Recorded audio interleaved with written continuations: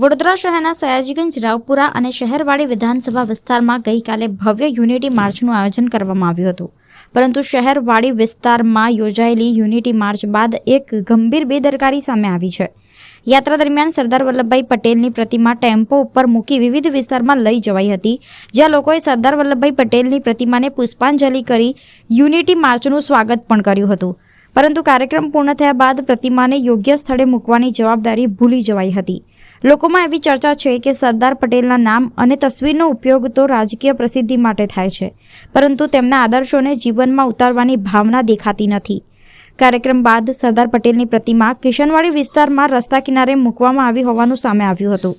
આ પ્રકારના વર્તનને લઈ આજે સવારે વડોદરા શહેર કોંગ્રેસ પ્રમુખ ઋત્વિજ જોશીએ સત્તાધીશો સામે કડક નારાજગી વ્યક્ત કરી હતી. પ્રતિમાનું સન્માન જળવાઈ રહે તે માટે તાત્કાલિક પગલાં લેવા માંગ કરી હતી. પૂર્વ વિસ્તારમાં જે કિશનવાડી વિસ્તાર છે ત્યાં અહીંયા રોડ પર આપ જોઈ શકો છો કે લોખંડી પુરુષ સરદાર વલ્લભભાઈ પટેલ સાહેબની પ્રતિમા અહીંયા ટેમ્પાની અંદર રોડ પર ઊભી છે. ગઈકાલે આ વડોદરા સિટી વિધાનસભાનો વિસ્તાર અને અહીંયાથી જે હમણાં નવનિયુક્ત મંત્રી બન્યા, જે પહેલાં પણ મંત્રી હતા બેન, અને પહેલાં મંત્રી બનીને કશું વડોદરા શહેર કે આ વિધાનસભા માટે કોઈ કામ કર્યું નથી.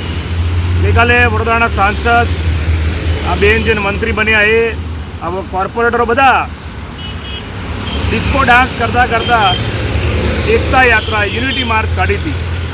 કેમ કે સરદાર વલ્લભભાઈ પટેલની 150મી જન્મ જયંતિની ઉજવણીના ભાગરૂપે. અત્યારે તો બધા ભાજપના નેતાઓ પોતાના ઘરમાં ઊંઘતા હશે, આ તો પોતાનું કોઈ કામ કરતા હશે. સવારના હમણાં 9 વાગ્યા છે. આ લાઈવના માધ્યમથી બતાવવા માગું છું કે જોઈ લો સરદાર વલ્લભભાઈ પટેલ માટે ભારતીય જનતા પાર્ટીના નેતાઓને શું માન સન્માન છે એનો જીવતો જાગતો નમૂનો તમારી સમક્ષ અહીંયા હાજર છે. ગઈકાલે રેલી કાઢી, યુનિટી માર્ચ, અલગ અલગ જગ્યાએ સ્ટેજ બનાવ્યા અને પોતાના ભાજપના નેતાઓ પોતાનું સ્વાગત કરાવે, બધા જોડાયા, ડાન્સ કર્યો.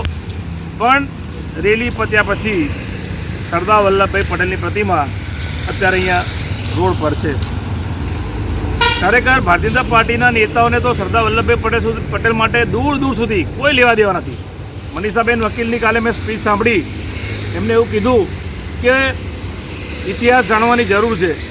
તો મારે એમને એવું કહ્યું છે, બેન સાચો ઇતિહાસ તમે જાણો કે સરદાર વલ્લભભાઈ પટેલ એ પુરુષ હતા કે જ્યારે દેશના પ્રથમ ગૃહમંત્રી હતા ત્યારે ભાજપની જે માતૃ સંસ્થા છે RSS એની પર બેન મૂક્યો હતો. શેના માટે? કારણ કે મહાત્મા ગાંધીની હત્યામાં અને એ હત્યાના ષડયંત્રમાં એ લોકોનો રોલ હતો. માટે એ સમયના ગૃહમંત્રી, નાયબ વડાપ્રધાન એટલે કે સરદાર વલ્લભભાઈ પટેલે RSS પર બેન મૂક્યો હતો. એટલે ભારતીય જનતા પાર્ટીના કહીની ને કરણીમાં આસમાન જમીનનો ફરક છે. સરદાર વલ્લભભાઈ પટેલ આખું જીવન સાદગીથી વિતાવ્યું. સાદગી ભર્યા જીવન માટે એ વખણાતા હતા. અને ઇતિહાસ ખબર ના હોય ભાજપના નેતાઓને તો ઇતિહાસની ચોપડીઓ વાંચી લેજો. પણ તમે જે આ સરદાર વલ્લભભાઈ પટેલનું અપમાન કર્યું છે એ સખત શબ્દોમાં વખોડો લાયક છે. કોઈ પણ ભારત દેશનો નાગરિક તમને કોઈ દિવસ માફ નહીં કરે. કારણ કે કાલે તો તમે બહુ માન સન્માનની વાત કરી, એકતા યાત્રા, યુનિટી માર્ચ, અને આજે સરદાર વલ્લભભાઈ પટેલને અહીંયા તમે રસ્તા પર આ મેઇન રોડ છે અને રોડ પર અહીંયા પ્રતિમા મૂકી દીધી છે. આ વડોદરા સિટી વિધાનસભાના ધારાસભ્ય બેન જે મંત્રી બન્યા એ આ તમે આ માન સન્માન આપવા માંગો છો? વડોદરાના સાંસદને પ્રશ્ન પૂછું છું, તમે સરદાર પટેલને આ માન સન્માન આપવા માંગો છો? તમારો પ્રોગ્રામ પતી ગયો, તમારી વાહવા થઈ ગઈ, તમારા ફોટો સેશન થઈ ગયો, ભાજપના નેતાઓનો પબ્લિસિટી થઈ ગઈ, ડિસ્કો ડાન્સ કરતા વિડીયો અને ફોટો વાયરલ થઈ ગયા ભાજપના નેતાઓના. એટલે હવે સરદાર વલ્લભભાઈ પટેલને તમારે રોડ પર મૂકી દેવાના. આ ભાજપની હકીકત છે.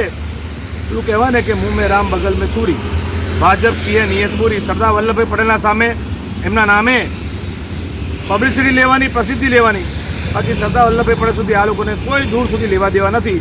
અને આ કેટલું માન સન્માન સરદાર વલ્લભભાઈ પટેલને આપે છે આ આપણે જોઈ શકીએ છીએ.